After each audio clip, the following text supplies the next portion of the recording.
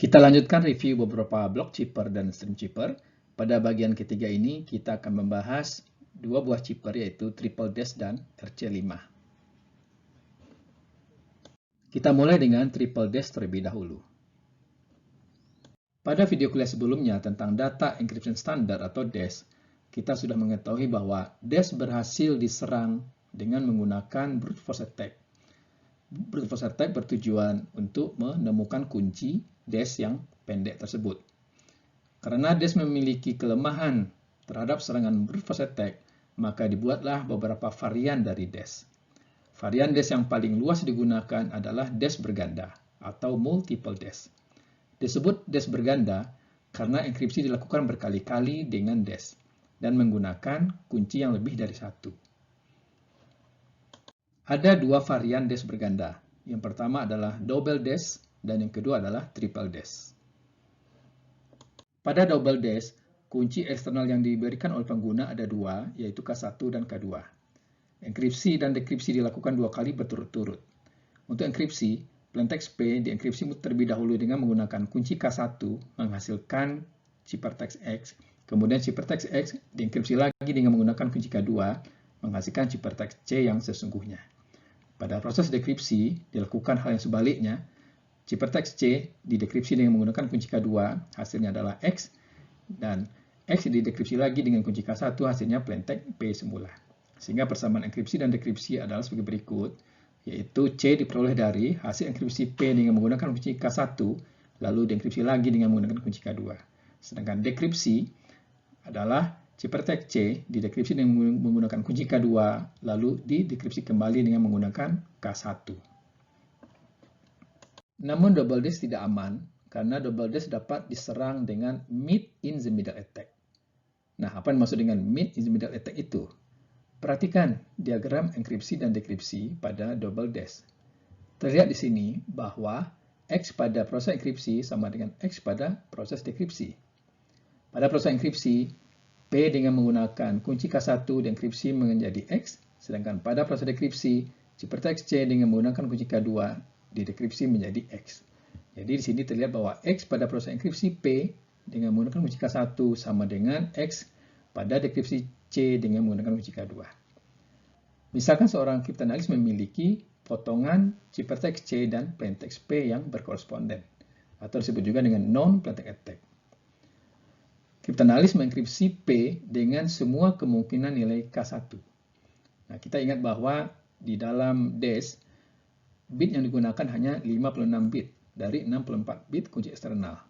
Jadi, kriptanalis mencoba sebanyak 2⁻56 kemungkinan kunci.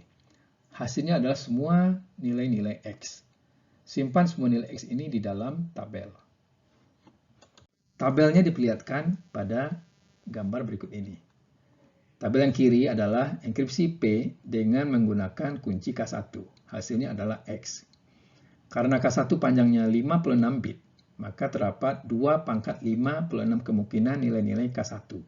Yaitu mulai dari yang 0 semuanya ya sampai yang semua bitnya 1. Enkripsi P dengan menggunakan semua nilai-nilai K1 ini, dan ini adalah semua nilai-nilai X-nya. Kemudian berikutnya, kriptanalis mendekripsi C dengan semua kemungkinan nilai K2. Karena K2 juga panjangnya 56 bit, maka terdapat 2⁻56 kemungkinan nilai-nilai K2. Dekripsi C dengan semua kemungkinan nilai K2 ini, dan hasil dekripsinya adalah X. Lalu kriptanalis membandingkan hasil dekripsi ini dengan elemen yang terdapat di sebelah kiri tabel. Dicari kolom mana di sebelah kiri ini yang nilai X-nya sama dengan nilai X di tabel sebelah kanan. Nah, misalkan yang berwarna merah ini adalah nilai X yang sama. Nah, dari sini kriptanalis mengetahui bahwa untuk nilai X yang sama ini, K1-nya adalah ini dan K2-nya adalah ini. Sehingga K1 dan K2-nya telah ditemukan. Lalu tes kedua kunci K1 dan K2 tadi dengan pasangan plaintext dan ciphertext lain yang diketahui. Jika kedua kunci tersebut menghasilkan ciphertext atau plaintext yang benar, maka K1 dan K2 tersebut merupakan kunci yang benar. Karena double DES tidak aman, maka digunakan varian DES berganda lainnya yaitu triple DES. Triple dash artinya menggunakan dash 3 kali berturut-turut. Triple dash bertujuan untuk mencegah mid intermediate attack seperti halnya yang terdapat pada double dash. Bentuk umum triple dash adalah sebagai berikut. Enkripsi dilakukan dengan bersamaan, yaitu plaintext P dienkripsi dengan menggunakan kunci K1, lalu hasilnya dienkripsi lagi dengan menggunakan kunci K2, lalu dienkripsi lagi dengan menggunakan kunci K3. Sedangkan dekripsi, mula-mula ciphertext C didekripsi dengan K3, lalu hasilnya didekripsi dengan K2, dan terakhir didekripsi dengan K1. Bentuk umum triple dash ini disebut juga dengan mode triple E, karena E-nya di sini ada 3 kali. Untuk menyederhanakan triple dash, maka langkah yang di tengah diganti dengan D, sehingga disebut juga dengan mode EDE. Ada dua versi triple dash yang menggunakan mode ED ini. Yang pertama adalah menggunakan 2 kunci, yang kedua menggunakan 3 kunci. Untuk triple dash yang menggunakan 2 kunci, maka mode EDE-nya sebagai berikut. Plaintext P dienkripsi dengan menggunakan kunci K1 hasilnya X, X kemudian didekripsi dengan menggunakan kunci K2 hasilnya Y, dan Y dienkripsi dengan menggunakan kunci K1 hasilnya ciphertext C. Sedangkan pada proses dekripsi, ciphertext C didekripsi dengan menggunakan kunci K1 hasilnya Y, lalu dienkripsi dengan K2 hasilnya X, dan X didekripsi dengan K1 hasilnya plaintext P. Jadi di sini kuncinya hanya 2 saja, yaitu K1 dan K2. Sedangkan pada triple dash dengan 3 kunci, enkripsi dan dekripsinya adalah sebagai berikut. Pada proses enkripsi, plaintext P dienkripsi dengan menggunakan kunci K1 hasilnya adalah X, X kemudian didekripsi dengan K2 hasilnya adalah Y, Y dienkripsi dengan K3 hasilnya adalah ciphertext C. Pada proses dekripsi, ciphertext C didekripsi dengan K3 hasilnya Y, Y dienkripsi dengan K2 hasilnya X, dan X didekripsi dengan K1 hasilnya adalah plaintext P semula. Terlihat dari diagram ini, mid intermediate attack menjadi lebih sukar untuk dilakukan. Cipher blok selanjutnya adalah RC5. RC5 dibuat oleh Ron Rivers dari laboratorium RSA. Ada mengatakan RC merupakan singkatan dari reverse code atau reverse cipher. Tidak seperti algoritma cipher blok lainnya yang ukuran bloknya selalu tetap dan panjang kuncinya sama dengan panjang blok, maka RC5 memiliki ukuran blok, panjang kunci, dan jumlah putaran yang variabel. Ukuran blok bisa dipilih, yaitu 16 bit, 32 bit, atau 64 bit. Panjang kunci juga bisa dipilih, yaitu antara 0 sampai 2040 bit. Dan jumlah putarannya juga bisa dipilih, yaitu 0 sampai 255 putaran. Sehingga di sini digunakan 3 parameter, yaitu ukuran blok dengan simbolnya W, kemudian jumlah putaran, simbolnya R, dan panjang kunci eksternal K-nya, simbolnya adalah B. Ukuran blok dalam satuan bit, nilai yang dibolehkan adalah 16, 32, dan 64, sedangkan jumlah putaran R, nilai yang dibolehkan adalah 0, 1, sampai 255, sedangkan panjang kunci yang dibolehkan adalah 0 sampai 255 byte. Kalau misalnya 255 byte, berarti sama dengan 2040 bit. Kunci yang digunakan pada setiap putaran dinamakan kunci internal. Kunci internal di dalam RC5 ada sebanyak 2R plus 2 buah. Ingat kembali, R adalah jumlah putaran yang dipilih.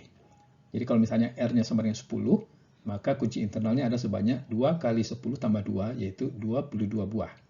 Kunci internal ini disimpan di dalam sebuah array yang bernama S. Elemen-elemen array atau larik itu dilabeli sebagai S0, S1, sampai ST-1, dengan T sama dengan 2R plus 2. Setiap elemen larik panjangnya 1 word. 1 word ini sama dengan W bit. Ingat kembali, W itu adalah ukuran blok yang dipilih. Jadi kalau misalnya W sama dengan 16, berarti satu elemen larik itu panjangnya adalah 16 bit. Proses pembentukan kunci internal adalah sebagai berikut. Mula-mula semua byte dari kunci eksternal disimpan dalam larik K. K diindeks dari 0 sampai B-1. Ingat kembali, B adalah panjang kunci eksternal.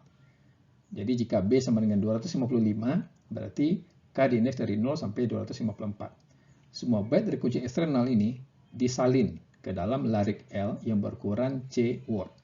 L diindeks dari 0 sampai C-1.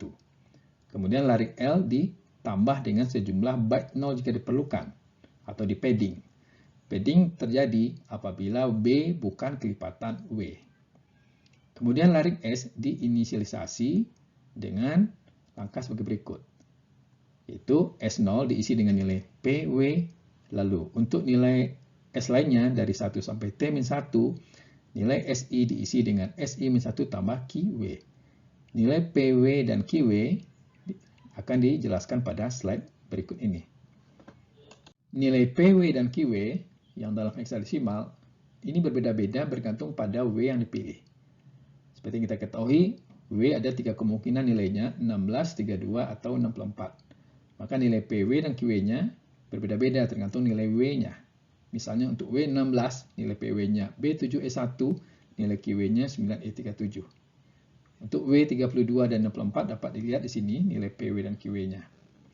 Konstanta PW dan QW didasarkan pada representasi bilangan alam E dan sudut P dalam biner. Nilai E tersebut adalah 2,718281 dan seterusnya. Sedangkan nilai P adalah 1618033 ya, yang sama dengan nilai bilangan rasional 1 tambah akar 5/2. Nilai PW dan QW itu adalah hasil dari fungsi odd ya, terhadap E dikurang 2 dikali 2 pangkat W, sedangkan QW adalah P kurang 1 dikali 2 pangkat W. Setelah dilakukan inisialisasi larik S, maka larik L dan S dicampur dengan algoritma sebagai berikut. Bisa dibaca sendiri. Untuk proses enkripsi, tinjau RC5 dengan ukuran blok yang dipilih adalah 64 bit dan jumlah putaran misalnya adalah R. Enkripsi menggunakan kunci-kunci internal S0, S1 sampai S2R plus 2. Setiap kunci internal panjangnya 32 bit. Setiap putaran I, yaitu putaran ke-1, 2 sampai R, menggunakan 2 buah kunci internal sekaligus. Sedangkan sebelum putaran pertama, digunakan 2 buah kunci internal tambahan, sehingga total kunci internalnya adalah sebanyak 2R plus 2 buah. Untuk melakukan enkripsi, mula-mula blok plaintext dibagi menjadi 2 bagian. Sebut saja bagian kiri adalah A dan bagian kanan adalah B. Masing-masing panjangnya 32 bit. Kemudian masing-masing bagian dijumlahkan dengan 2 kunci internal pertama yaitu S0 dan S1. Penjumlahannya dilakukan dalam modulus 2 pangkat 32. Jadi, subblok yang kiri A ditambah dengan kunci internal pertama S0, hasilnya disimpan di A. Kemudian subblok yang kanan adalah B ditambah dengan kunci internal yang kedua yaitu S1, hasilnya disimpan kembali di B.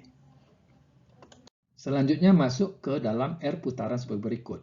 Untuk setiap putaran dari putaran pertama sampai putaran ke R dilakukan 3 operasi yaitu operasi XOR, operasi pergeseran ke kiri secara sirkuler, dan operasi penjumlahan dalam modulus 2 pangkat 32 dengan kunci internal sebagai berikut.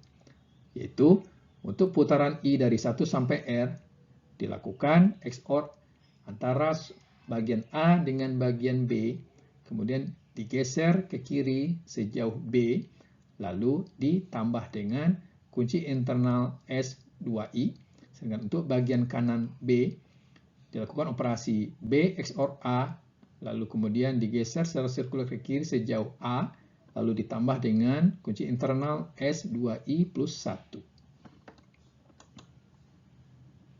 Proses yang terjadi pada setiap putaran, seperti yang sudah dijelaskan tadi, yaitu yang ini, dapat dimodelkan dalam jaringan Vestal sebagai berikut. Misalkan AI-1 dan BI-1 adalah bagian kiri dan bagian kanan dari blok plaintext putaran sebelumnya, yaitu putaran ke I-1. Maka untuk putaran yang ke I, AI-1 di-XOR-kan dengan BI-1, yaitu sesuai dengan kode ini. Kemudian hasil XOR-nya digeser secara sirkular sejauh BI-1, yaitu sesuai dengan kode ini. Kemudian hasil pergeseran tersebut dijumlahkan dengan kunci internal S2I, sesuai dengan kode ini. Penjumlahan ini dalam modulus 2 pangkat 32. Hasil penjumlahan tersebutlah yang akan menjadi subblok plaintext kiri yang baru, yaitu AI. Sedangkan untuk subblok yang kanan BI diperoleh sebagai berikut. Jadi di sini BI-1 di XOR-kan dengan nilai AI yang baru. Ya, sesuai dengan kode ini. Kemudian hasil XOR tersebut digeser secara sirkular sejauh A yang baru tersebut. Lalu hasil pergeseran dijumlahkan dengan kunci internal S2I plus 1. Itulah yang menjadi nilai BI. Ciphertext pada putaran terakhir disimpan dalam A dan B. Gabungan keduanya adalah blok ciphertext yang berukuran 64 bit. Sedangkan untuk proses dekripsi dilakukan dalam arah sebaliknya, yaitu dari putaran ke R, R-1, R-2 sampai putaran pertama. Karena menggunakan jaring Vestel, maka tidak diperlukan algoritma yang berbeda untuk dekripsi. Demikianlah pembahasan kita mengenai triple dash dan AC5. Nanti kita lanjutkan pada bagian keempat. Terima kasih dan selamat belajar kembali.